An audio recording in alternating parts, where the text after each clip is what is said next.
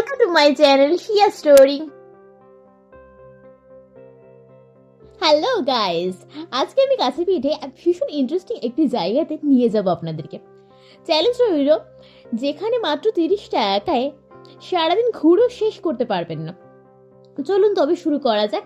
Please সম্পূর্ণ video skip না করে দেখতে থাকুন।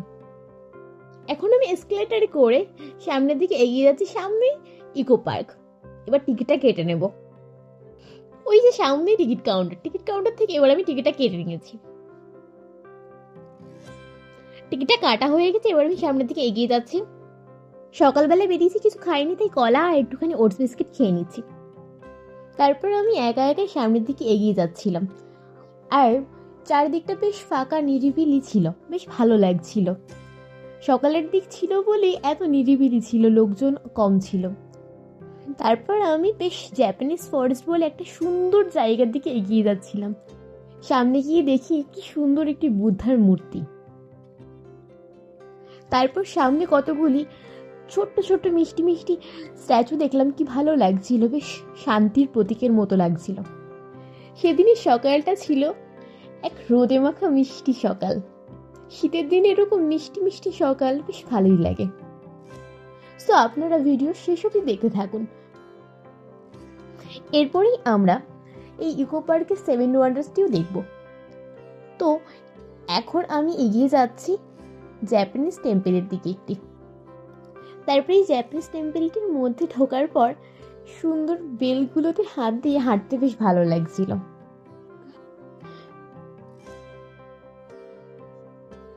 তারপর সামনের দিকে এগিয়ে যাচ্ছিলাম, কি সুন্দর একটি দরজা ছিল, বেশ ডিজাইন করা।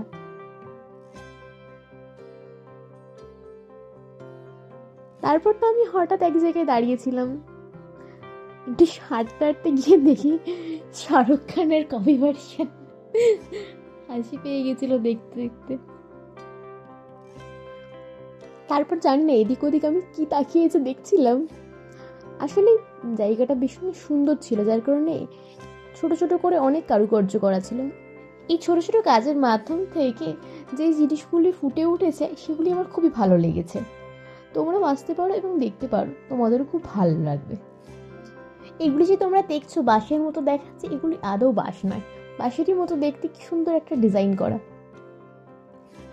তোমরা তো দেখিয়েছো আগের শর্টসে আমি ছোট্ট একটি ফুল কুড়িয়ে পেয়ে কানে গুঁজেছিলাম। সেই ফুলটি আবার আমি আমার হাতে গুঁজে দিয়ে একটু দেখছিলাম কেমন লাগে আর কি।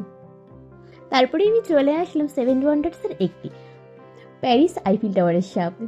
যদিও আমি ভেতরে গিয়ে সামনাসামনি গিয়ে ছবিটা তুলতে পারিনি, তার কারণ ওটা অনেক দূরে ছিল। তারপর আমি ফ্লাওয়ার গার্ডেনের মাঝের রাস্তাতে সামনের দিকে এগিয়ে যাচ্ছিলাম। কত রকমের ফুল যে দেখলাম, ধারণার বাইরে, লাল হলুদ কত রকমের যে গোলাপ দেখলাম। তারপরে আমি 7 ওয়ান্ডার্সে যাওয়ার জন্য 30 টাকা দিয়ে টিকিট কেটে নিলাম। The great pyramid of geyser আদলে এটি বানানো হয়েছে। এটি হলো পেট্রা। এই পেট্রা হলো এমন একটি সিটি যা রোজ সিটি নামে বিশ্ববিখ্যাত। তারপরে চলে আসলাম খ্রিস্ট রেডামারের সামনে, যেটি হলো সিম্বল অফ খ্রিশ্চানিটি। তারপর আমরা চলে আসলাম মোয়াই স্ট্যাচুর সামনে, যেটি হিউম্যান ফিগারের আদলে নির্মাণ করা হয়েছে। তারপরে আমরা চলে আসলাম আমাদের সবচেয়ে পরিচিত একটি স্থানে, যেটি হলো তাজমহল। আজকের ভিডিওটা যদি তোমাদের ভালো লেগে থাকে তাহলে প্লিজ আমাকে কমেন্টে জানিও। এটি হলো কোলোজিয়াম, যেটি ইতালির রোমে অবস্থিত একটি স্থাপত্য। এটি হলো the great wall of China, যেটি চায়নাতে অবস্থিত, যেটি চায়নাতে 7300 কিলোমিটার জায়গা বিস্তৃত। দেখুন কি পরিমাণে সেদিন ভিড় হয়েছিল। এই জায়গা থেকে এই ভিউটা খুব সুন্দর ছিল।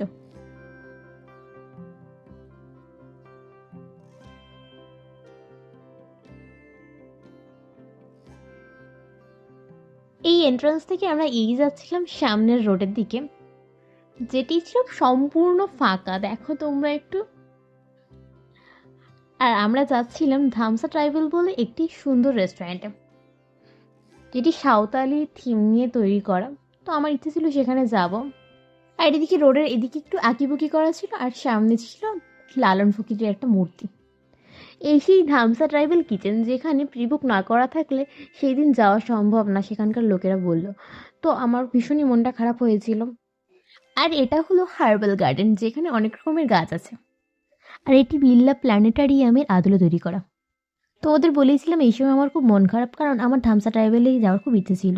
আর সেটা তো হলো না, কিন্তু আমার খুব খিদে পেয়েছিল, তাই জন্য মন টন খারাপ করে লাস্টে এই ফ্যামিলি কিচেন থেকে কিছু খাবার খেয়ে নিলাম। আর তোমাদের যদি আজকের আমার এই ভিডিওটা ভালো লাগে থাকে, please like, comment and share, and thanks for watching.